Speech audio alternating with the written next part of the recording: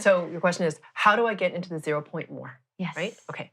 So for those of you who need help with getting into the 0 point more, so first of all, when you do a GFC or a group frequency calibration or any kind of frequency work, I'm pulling you into the 0. Okay, that's what I do every single time. And I do it over and over and over and over again. And some people who've been doing this for a while are like, geez, like kind of, haven't we done this enough? No, you can't. It's about refinement into that point. Yep. Okay, when you can hold the point now. Here's the thing. Some of you are getting strong enough internally to be able to be in that point for longer periods of time. When you're in that flow state where it feels really good, where you feel very expansive and grounded and aware of everything happening around you. Yes, you can be in it more and more for longer and longer periods of time. That is a consequence of your frequency resonance rising and you becoming internally strong. That's why detox is important, that we talked about in another episode, right? It allows you to strengthen to be able to hold the 0. A lot of people have the distortion where they scatter all over the place. Like it's kind of messy, okay? Meaning they're scattered all over. They can't focus, they can't complete things, they can't get things done. They're losing things, even like bumping into things. Bumping into things, they can't remember. It's kind of messy, okay? Or another thing is they could feel a lot of people. They feel everyone else, right? But they can't feel them. That's another indication that you're not in your 0, right? And it becomes overwhelming. It's one thing as an empath to feel, right? And to hold your space and be like, okay, I can feel all that, but it's not mine. Yeah. Like I feel me. So that's out there and that's great, but it's not me. It's not my resonance. So that's a different experience, being like sucked into all these other people's feelings, emotions, like whatever, stresses, whatever, right? As an empath, it's hard because you pick up on all that stuff. So to be in the 0 as an empath is extraordinarily important. I mean, it's important for everybody, but especially for empaths. Because they're more easily swayed out of it. Yeah, can be.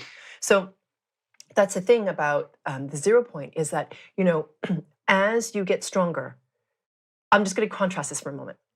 There are people who cannot hold the 0 point, okay, at all. So most people like running around the earth don't even know what the 0 point is, right? Let's be honest. Like most people don't know what it is. No. Okay.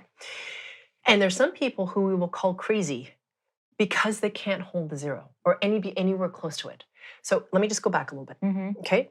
So remember I said that you have space and time together, right? So space is a physical thing, right? And I talk about this all the time. The center of the 0 point is right here in the center of your solar plexus, okay, between your belly button and the base of your sternum. So it's a very physical place because it's in the center of the physical rendering. That's you. You're projecting yourself, yes? And then you have time, which isn't physical. It's more like you can bring yourself into the present moment of time with your attention and your focus. And it's very simple, right? It's like, okay, well, I'm just going to become present. Yeah, exactly. Just do it over and over again, right? We just forget. Now, there's some people who, when they can't be present here, they're not internally strong enough. So what happens is they experience multiple realities. So let me just explain this to you, okay? Just in case it doesn't make sense to people. It's really terrifying, okay, for somebody who's experienced it. Okay, so for someone who's not internally strong enough to stay in the space-time resonance into which they're born, they experience multiple realities. So let me just back up a little bit. What dictates a certain reality and what it looks like and who's in it and what those people in it do and how they interact with each other has to do simply with the space-time resonance. It's a vibrational level. That is it. Honestly, people, it's not, it sounds very simple. It is. It's truly. The difference between reality to reality is a change in resonance. That is it. So in a different reality, let's just say, I don't know you. Yeah. We've never met. You've never moved to Hawaii. Yeah.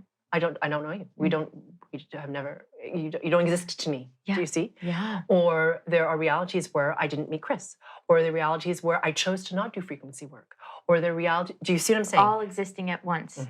But because I chose the way I did, and because I hold a certain dominant timeline, this is my reality. This is my dominant one. Does that make sense? So all those things exist, but they're not like what my focus is, right? This is not my reality because yes, they all exist, but because my focus, my awareness, my consciousness is focused on this timeline, it's what's manifesting in form.